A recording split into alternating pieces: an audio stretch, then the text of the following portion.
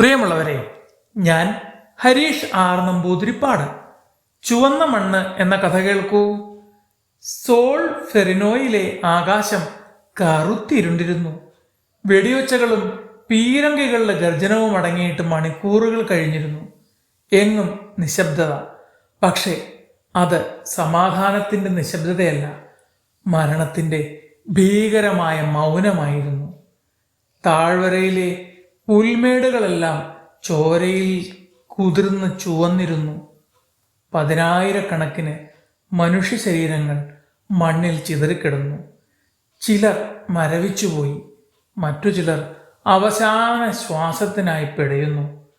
തൻ്റെ ബിസിനസ് യാത്രക്കിടയിൽ അവിചാരിതമായി ആ വഴി കടന്നുപോയ ജീൻ ഹെൻറി ഡ്യൂനറ്റ് എന്ന സ്വിസ് വ്യവസായിക്ക് ആ കാഴ്ച കണ്ണ് നിറയാതെ കാണാൻ കഴിയുന്നില്ലായിരുന്നു.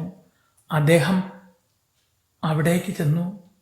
ഞെട്ടലോടെ യുദ്ധഭൂമിയിലേക്ക് നോക്കി.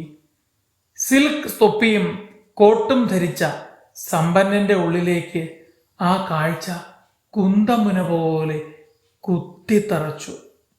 അദ്ദേഹം ആ ചോരയിൽ ചുവന്ന മണ്ണിലേക്ക് ഇറങ്ങി. പെട്ടെന്ന് കാൽ ചുവട്ടിൽ നിന്ന് നേർത്ത ഒരു വിങ്ങൽ. ഹെൻറി കുനിഞ്ഞു നോക്കി. 20 വയസ്സു മാത്രം പ്രായമുള്ള ഒരു ചെറുപ്പക്കാരൻ. നെഞ്ചിൽ ആഴത്തിൽ വെടിയേറ്റിരിക്കുന്നു. അവൻ്റെ യൂണിഫോം ചോരയിൽ കുതിർന്നിരിക്കുന്നു. അവൻ ഓസ്ട്രിയൻ സൈന്യത്തിലെ ഭടനായിരുന്നു, ശത്രുപക്ഷത്തെ സൈനികൻ. വിറയ്ക്കുന്ന കൈകൾ കൊണ്ട് ഹെൻറിയുടെ കോട്ടിൻ്റെ അറ്റത്ത് പിടിച്ചു. വറ്റി വരണ്ട തൊണ്ടയിൽ നിന്ന് ഒരു വാക്ക്, അമ്മേ. ഹെൻറിയുടെ കണ്ണുകൾ നിറഞ്ഞു.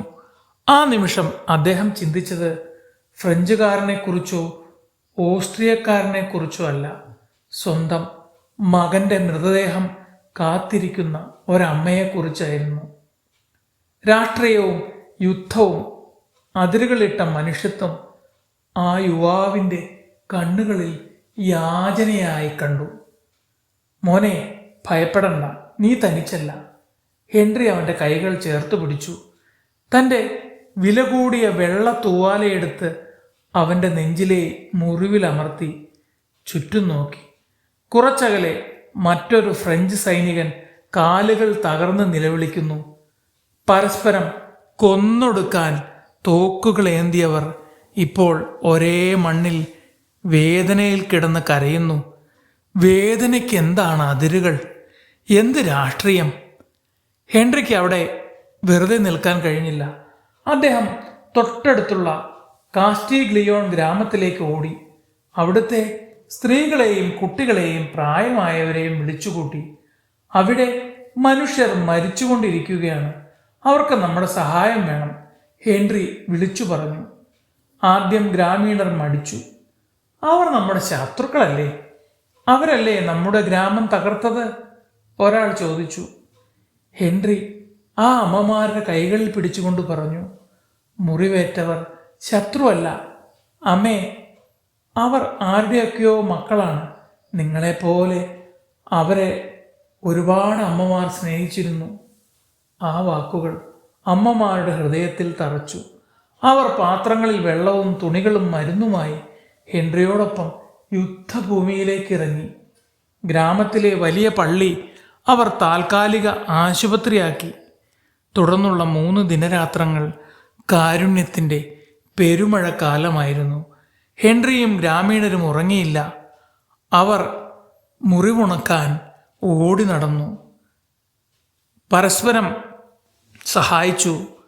ഓസ്ട്രിയൻ സൈനികൻ തൻ്റെ കീറിയ കുപ്പായം മരിക്കാറായ ശത്രുഭടന് നൽകി. ഒരു തുള്ളി വെള്ളം കൊടുക്കാനും അവർക്ക് രാഷ്ട്രങ്ങൾ തമ്മിലുള്ള വൈരാഗ്യം പ്രശ്നമായിരുന്നില്ല. തോക്കുകൾക്ക് തകർക്കാൻ കഴിയാത്ത മനുഷ്യത്വം അവിടെ ജീവൻ വച്ചു. ആ ചെറുപ്പക്കാരൻ കണ്ണു തുറന്നപ്പോൾ കണ്ടത് തന്നെ ശുശ്രൂഷിക്കുന്ന ഫ്രഞ്ച് അമ്മയാണ്. അവൻ്റെ കണ്ണുകളിൽ നന്ദിയുടെ കണ്ണീർ ഒലിച്ചിറങ്ങി. ആ ചോരമണ്ണിൽ മരണത്തോട് പോരാടി മനുഷ്യത്വം വിജയിച്ച രാത്രിയിലാണ് റെഡ് ക്രോസ് എന്ന ലോകത്തിലെ ഏറ്റവും വലിയ കാരുണ്യ പ്രസ്ഥാനത്തിൻ്റെ വിത്തുമുളച്ചത്.